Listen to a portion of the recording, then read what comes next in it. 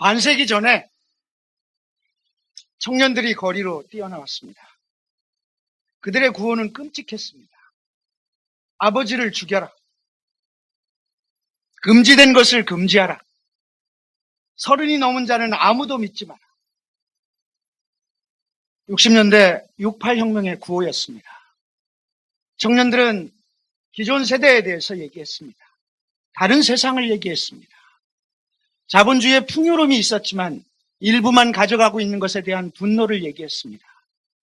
또한 개인의 인권과 자유를 얘기했고 여성 문제를 얘기했고 젠더를 얘기하기 시작했습니다. 68년 이후 세상은 변했습니다. 혀를 끌끌 차는 기성세대가 있었지만 그들의 세계를 뚫고 나왔던 그들의 구호는 이후 세계를 변화시켰습니다. 사람들은 얘기합니다. 인류 역사에서 2번의 혁명이 있었는데 그 중에 하나의 혁명이 68혁명이었다고 얘기합니다. 오늘 저는 먼저 청년 정치에 대해서 얘기를 시작하려고 합니다. 저는 청년을 호명하지 말라는 얘기를 먼저 하고 싶습니다. 기성세대 혹은 청년이 아닌 여러분들을 생각해 보십시오. 여러분들이 젊었을 때 청년을 호명한 적이 있었습니까? 청년들에게 뭐라고 얘기하고 너희들이 정말 불쌍하다라거나 너희들을 위해서 우리가 뭘 하겠다라고 하는 얘기를 들어본 적이 있습니까? 왜 안 했을까요? 그 세대, 그 시대의 주역은 청년이었고 청년이 세상을 바꾸고 있던 시대였기 때문에 그 청년들에게 기성세대가 아무 말도 하지 않았습니다. 지금의 청년들, 삶의 고통 속에 살고 있습니다. 누군가 가르치려고 하고 있습니다. 그리고 세상을 뒤집겠다는 의욕을 보이기에는 경쟁에 찌들 수밖에 없는 사회에 살고 있습니다. 이들에게 청년 정치를 얘기한다면 이들에게 세상을 바꿀 용기와 세상을 바꿀 열정을 품을 수 있는 공간을 만들어줘야 되는 것입니다. 저는 정의당의 청년 정치를 얘기하지만 청년들에게 과연 우리가 그런 관점에서 청년 정치를 생각하고 있는 것인지를 다시 한번 고민해 봤으면 좋겠습니다. 젊어지는 정당을 얘기하고 젊은 정당이 우리 정당의 미래라고 얘기하지만 실제로 우리가 청년 정치에 대한 철학과 청년 정치에 대한 전략을 얼마나 갖고 있는지 정말로 고민하고 성찰했으면 좋겠습니다. 젠더 문제는, 젠더의 의제들은 시대의 코드가 되고 있습니다. 국회에 계류 중인 법안 187개 젠더 관련 법안은 아직도 계류 중입니다. 보스파건 원장의 성폭행 사건은 1심에서 8년을 받았다가 2심에서 3년으로 줄었습니다. 세상이 어떻게 돌아가고 있는 것입니까? 여성의 안전을 얘기를 하면 가해자들은 처벌을 오히려 피해갑니다. 가해자들에게 얘기하고 피해자들에게는 숨으라고 얘기하고 있습니다. 근원적인 젠더 문제에 대한 철학이 정리돼야 됩니다. 우리 당의 젠더에 대한 문제는 한 부문의 문제가 아니라 바로 우리가 이것을 껴안을 때 그리고 이 부분에 대한 명확한 철학과 대책을 세울 때 정의당이 진보 정당이며 이 정당이 여성들에게 젠더 의제를 갖고 있는 성소수자들에게 우리 당이 그들의 정당이라고 하는 것을 확인시킬 수 있다는 사실입니다.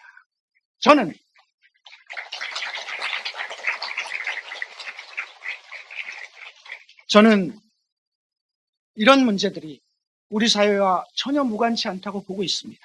청년의 문제, 젠더의 의제들과 관련된 모든 문제들은 한국 사회를 지배해왔던 그야말로 한국 사회를 불평등과 차별로 만들었던 이 기득권의 구조, 자본주의 체제의 구조로부터 기인한다라고 생각하고 있습니다. 근본적인 문제에 대해서 얘기해야 합니다. 그것을 얘기하지 않고 지금의 문제에 대해서 주어진 틀내에서 개혁을 얘기하거나 주어진 틀내에서의 변화를 얘기하는 것만으로는 현재의 문제를 해결할 수 없습니다.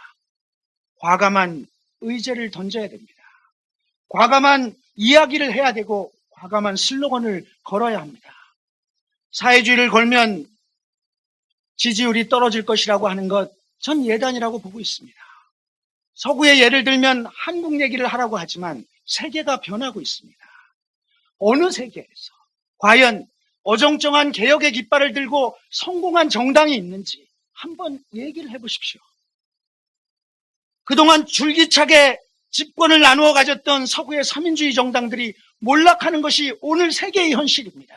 한국이 다르지 않을 것 같습니까? 보다 분명한 대안을 제출하지 않는다면 한국 사회에서 진보정당, 정의당은 그 존재감과 그 정립, 그 차별과 구별되는 정립을 가질 수 없다고 저는 보고 있습니다.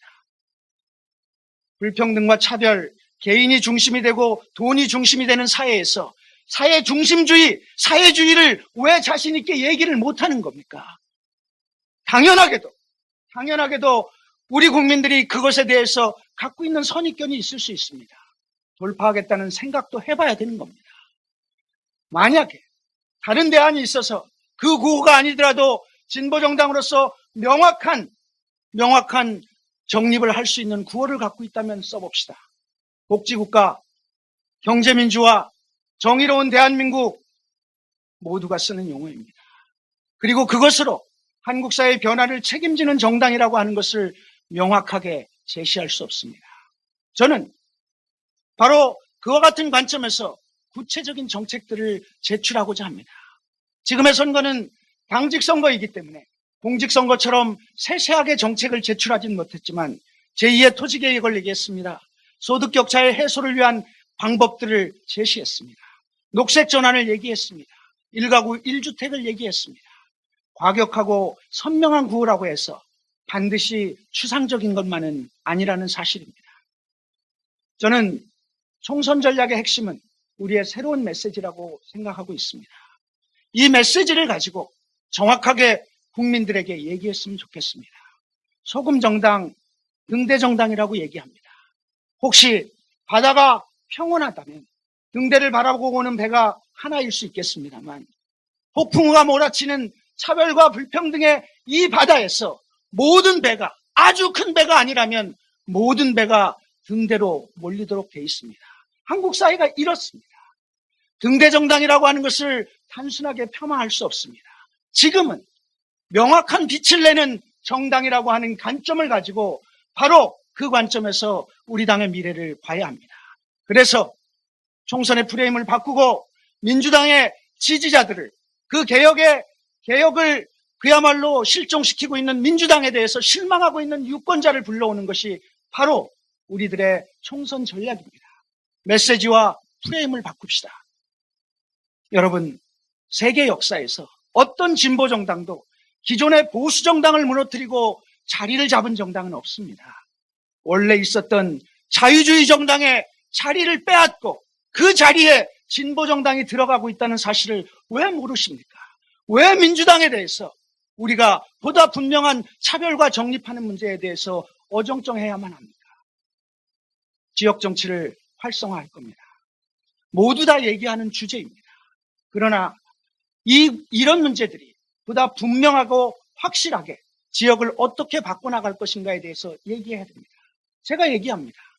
그 많은 세월 동안은 무엇을 했는가? 그 오랜 기간 동안에 지역이 중요하다고 얘기하면서 지역 정치의 매뉴얼과 지역 활동의 매뉴얼 하나 없는 정당이 앞으로 지역을 강화하겠다는 공약을 어찌 믿을 수 있는가?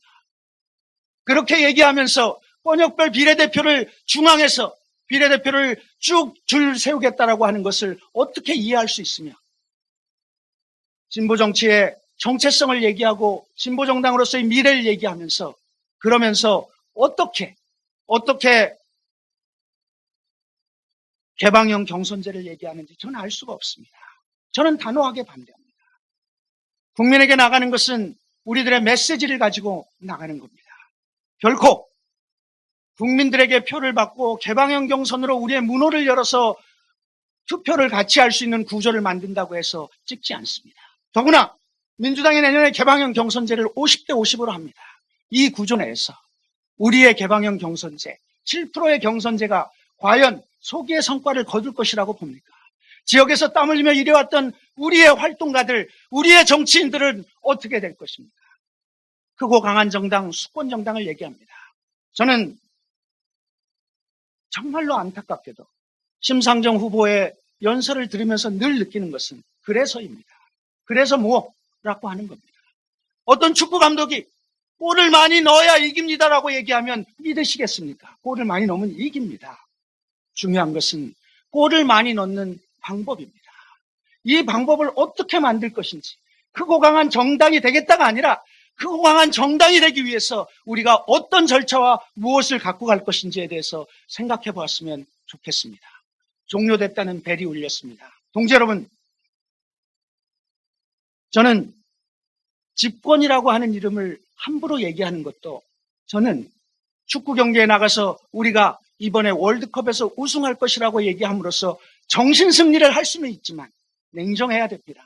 내년 우리의 목표는 집권이 아니라 교섭단체이고, 적어도 교섭단체로 가는 길은 성공할 수 있다고 저는 믿고 있습니다. 동지 여러분, 함께 힘을 모아서 새로운 변화된 진보정당의 전략과 변화된 메시지를 가지고 다음 총선 반드시 승리합시다. 고맙습니다.